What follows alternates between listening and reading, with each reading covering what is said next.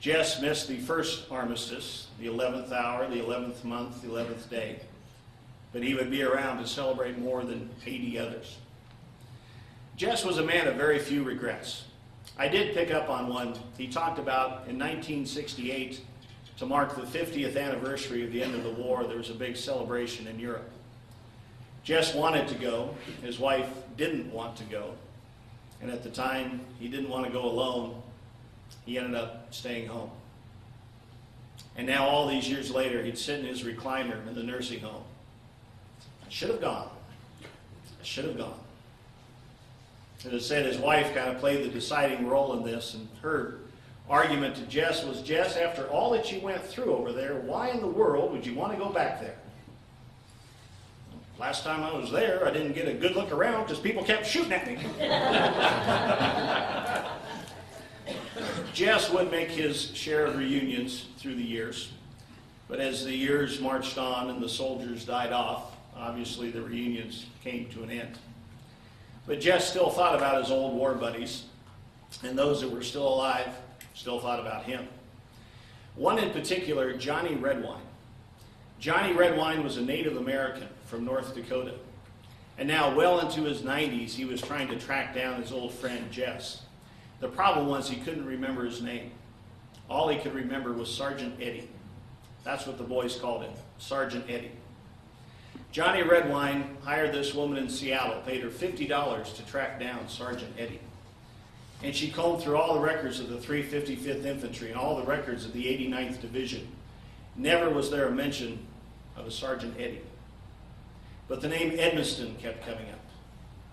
And one day on a hunch, she called Jess.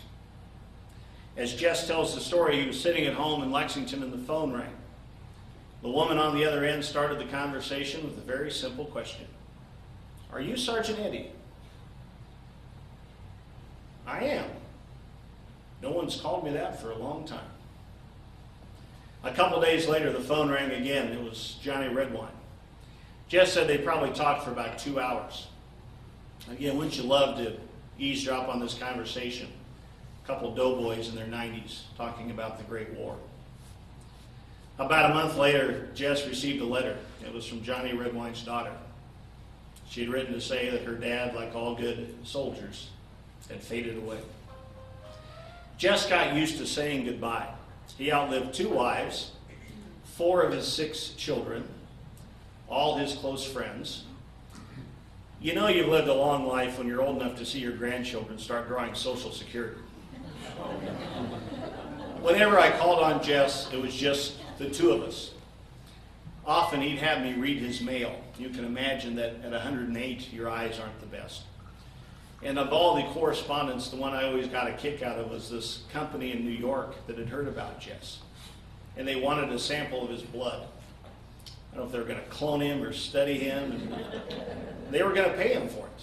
And I said, Jess, why don't you do this? Oh, start that. They bleed me dry. I said, well, we could give him some of my blood. I'm like, maybe cheeseburgers, Budweiser, and watching football is the key to a long and happy life. I usually stopped in and tried to see Jess at least once a week.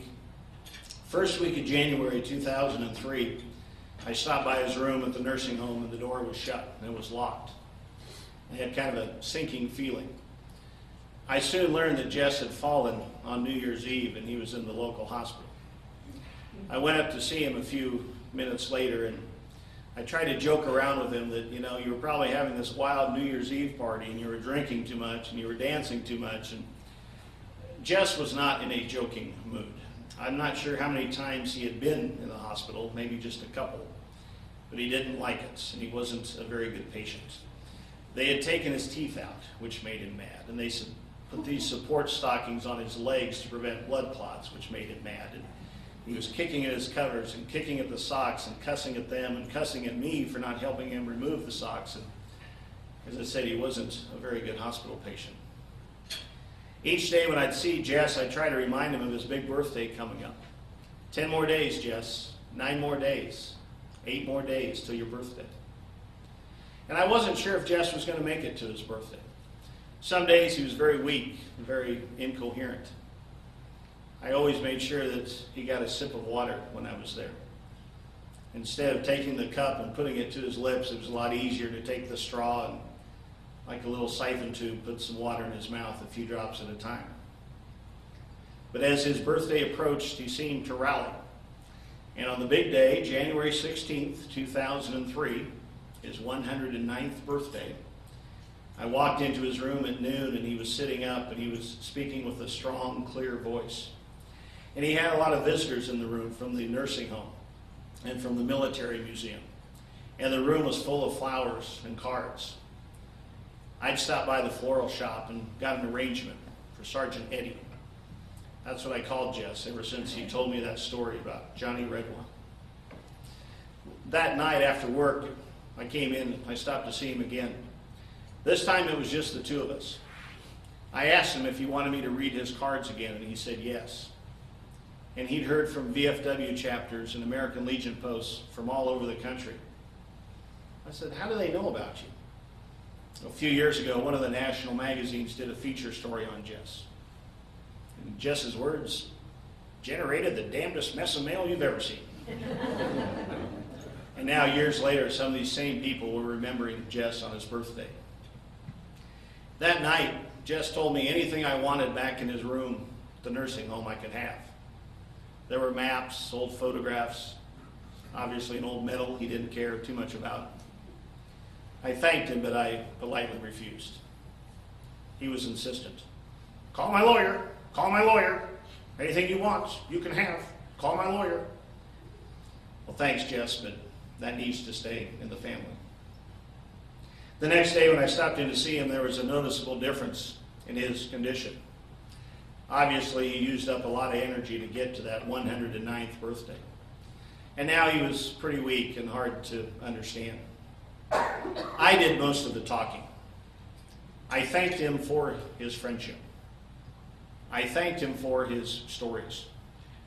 I told him that eventually I'd get around to writing these stories down so that 109 years from now, people would still be reading about Jess Edmiston. I think he liked that. He smiled a little bit. I asked him if he wanted a drink of water, and for the first time, he shook his head. No. He was shutting down. You know, sometimes I'm not very smart. Sometimes I'm not really aware of all the signs going around me. I should have been more aware of what was going on. I should have thought back to my father's death. The bottom line, I should have stuck around. 2 hours after I left, Jess Edmiston died alone. The next day was Saturday, and I stopped by the hospital to see him, and I turned the corner, kind of froze in my tracks as I looked into his room. A stripped-down bed, no cards, no flowers, no proof that he'd ever been in there. I went to the nurse's station. I said, Jess died about 10 o'clock last time. He said, it's a pretty sad day at the hospital. For the second day in a row, I ordered an arrangement for Sergeant Eddie. It was a small funeral.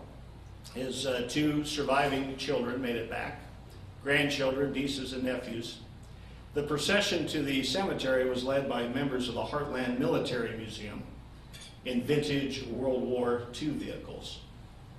Didn't have any World War I vehicles, but World War II was good enough. Whenever I get to Lexington, I always try to stop by and visit his grave.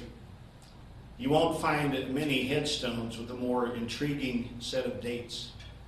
Born January 16th, 1894, died January 17th, 2003. 109 years in one day. By the next Veterans Day, I had changed jobs and I was living in the eastern part of the state. And I thought a lot about Jess that day, thinking with the exception of that first armistice when he was in a coma, this was the first Veterans Day that America was celebrating without Jess Edmiston. That night I sat on my kitchen table and I got out my Jess folder, all our old photographs of Jess and copies of magazine articles and all our notes from all our conversations together. And I said a little silent prayer for Sergeant Eddie. Then I went to the kitchen cabinet. I got a bottle of whiskey. Took off the cap. Took 2 sips. Put the cap back on. The story of Jess Hiddleston. Thank you.